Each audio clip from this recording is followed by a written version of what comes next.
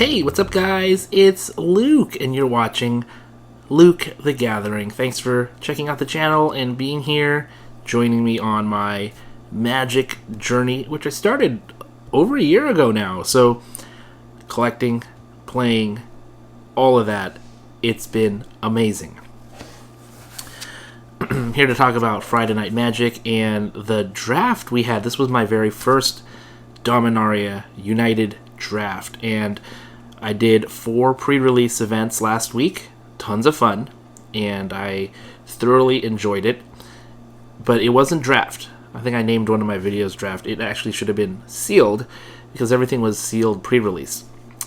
This week, though, we did get to draft the set, and boy, was it fun.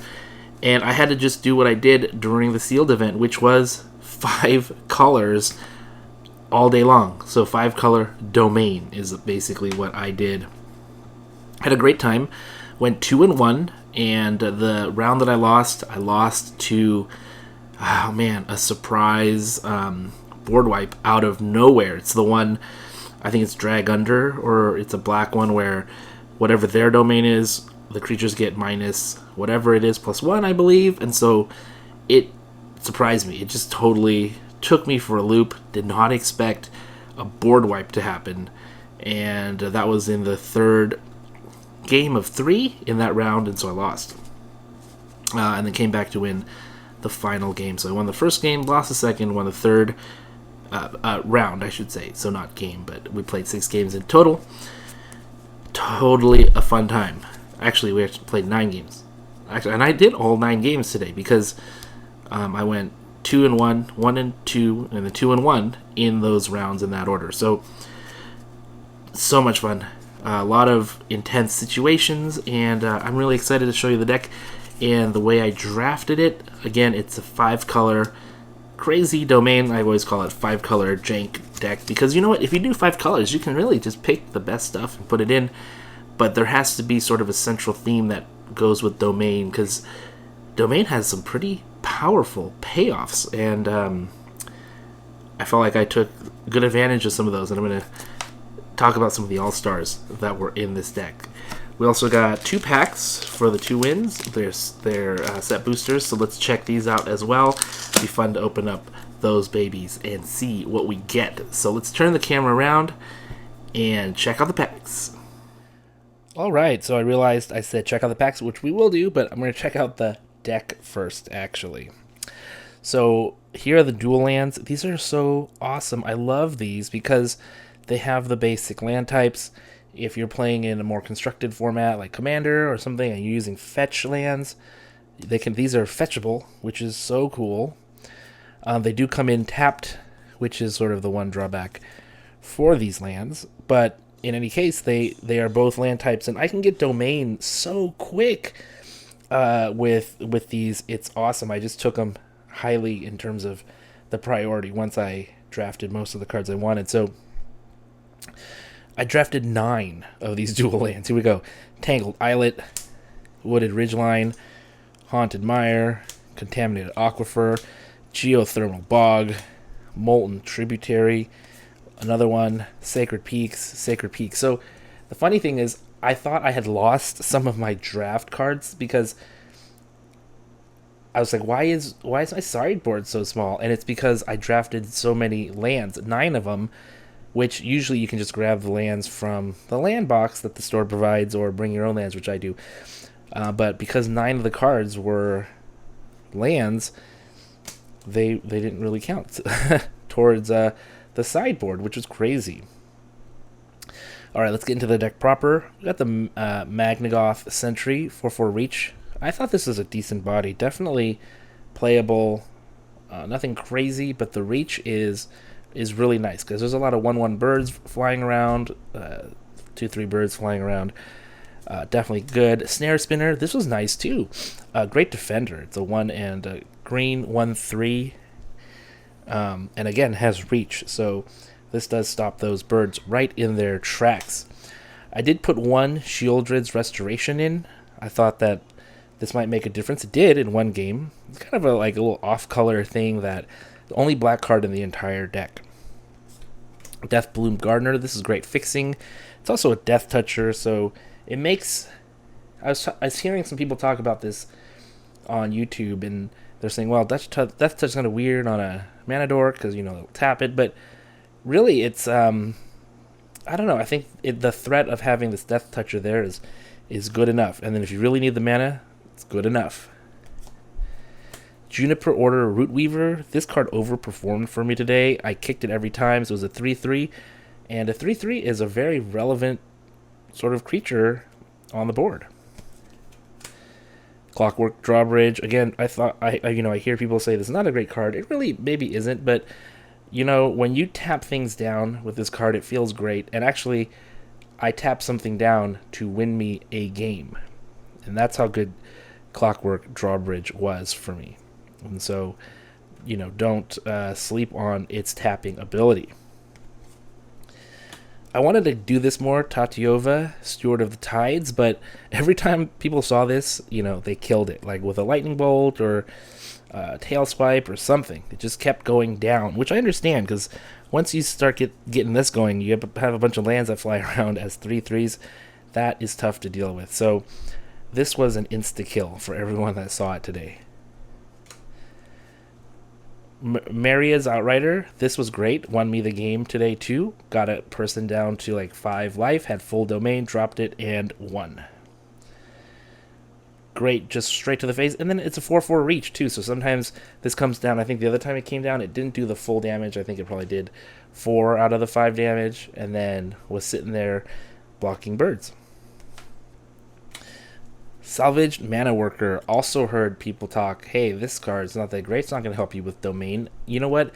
This helps a lot, because this is great. You pay 1, and 1 mana of any color comes out. So basically, this fixes your land so well. When you tap a land to activate this ability, you just get that color mana into your mana pool. And so it's not like, you're not spending extra mana. It's like that mana just turns... This is like a filter for mana. It's so cool. Only you can do it once a turn, and it's fine. Really great creature. It's a 1/3, pretty decent blocker. So glad I picked up 2 of these. Really great card. Artillery Blast, also great. Comes out of nowhere. A lot of people don't see this coming, but this can kill lots of creatures, especially with domain, only for 1 and a white. Elfham Worm. I'm getting to really like this card as a Vigilance Trample. It just sits there as a 5/4 hard to attack into, and when it attacks, it hits really hard, and it's really easy to pump this card up with certain tricks, which we'll talk about now, like Colossal Growth. Colossal Growth, such a cheap trick. I always try to kick it, so it's a 3 mana kicking spell for +4/+4 trample and haste, and this won me the game because I needed to get through, and this helps you get through. You have a lot of big creatures, and if they chump it, that's useless. It's a waste of that attack cycle. It's not a waste, but the opponent can stall so much, especially there's so many little chumpers out there. This gets through the chumpers, and I got 2 of them because, hey, I need 2 of them. Floriferous Vinewall. I like this card a lot. It's so cool. You pay 2, although this card did fail this turn. This time, the one time it failed today, and drew 6 cards, did not find a land, which is very odd. But every other time I've played it, it's been an all-star for me. Yeah, and then I just use it to block, usually chump block something, because it's an 0/2 wall. That's not great. What is it going to block? Like a 1/1? I guess it could block the soldier tokens, but it's useless otherwise. Rootwall, good, not great. I had this as a 7/7 or a 6/6 a lot of the time, but you have to pump 4 mana into it to do that little trick that it does, and sometimes that taps you out, and it's not the best. Weatherseed Treaty. This was definitely an all-star today. I love this saga. The first one is you get to search for basic land, so it ramps you. You get in the head. You get to find the land that you need. Like if you're missing something, this is great to find that. Then it makes a little sapling creature token, and then it gives something +X/+X, and a lot of times it was +5/+5. I made the sapling a 6/6 on with trample on that turn that it was saga level 3. So good. Jodi's Codex is also an all-star. Wow. When you get this going, and you can get Domain in like turn 3 and 4, you pay 5 for this. I know it feels like a lot, but you can immediately draw a card. Tap it to draw a card, because it costs 5 to tap, draw a card, but if it's reduced by 1 for every color mana you have. And you have every color mana, so you just keep tapping it, and you just keep drawing cards. It's so awesome. Captain's Call with the Griffin Protector was a combo I used so often today. Little flying birdie, and then you play Captain's Call, and suddenly you get 3 white creature tokens. For every creature that comes out, it gets a +1/+1, so it becomes a 5/3 in the air. Just knocks a nice chunk of life off of your opponent. This is so cool. And I have 2 little birdies, which was great. Territorial Morrow. This is an all-star again. Just 5 mana. Seems like a lot, but often this is either an 8/8 or a 10/10, and very, very difficult to deal with. And then if you can get it with a Colossal Growth, then it's like a 14/14 with Trample. Wow. And then I did pull a Mythic Soul of Windgrace. I do have a lot of lands. I had a lot of lands in hand, and this thing does lots of stuff when you discard lands. And so I thought this was all right. It was not a bomb by any chance. Not chance, by any means, but it was a really good card for me. And so that was the deck. I would say the biggest All-Stars was the Morrow. That was great. The Griffin Protector actually was a really good card. The Codex, the Treaty. This was good. Good. Colossal Growth, all-star for sure.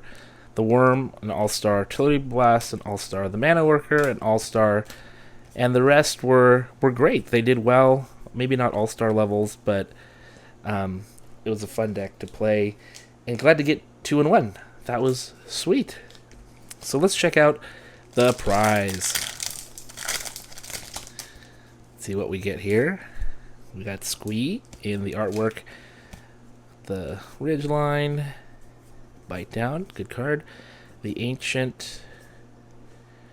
Got an uncommon here, another uncommon. Okay, ooh, we got the Defiler of Instinct. It's a good one. It's one of the Defiler cycles. And we got one of my all-stars in foil, the Griffin Protector. So that's fun. Alright, let's do the next one. Ooh, looks like we have a list card in this one. If I can somehow open this pack. There we go. What do we have? We got the autograph thing. There we go. Autograph. Planes. And we have Leaf Crowned Visionary. So this is for all you elf fans out there. We have a Haunting Figment. Not the greatest. And we have Sosuke's Summons. This is an uncommon sorcery that says, put 2 green snake creature tokens into play. Whenever a non-token snake comes into play under your control, you may return Sosuke's Summons from your graveyard to your hand. Okay, Snake Tribal is a thing here. So there we go. That was it. Tons of fun today. Thanks for watching the video. Hope you guys are enjoying Dominaria as much as I am. And I will see you next time.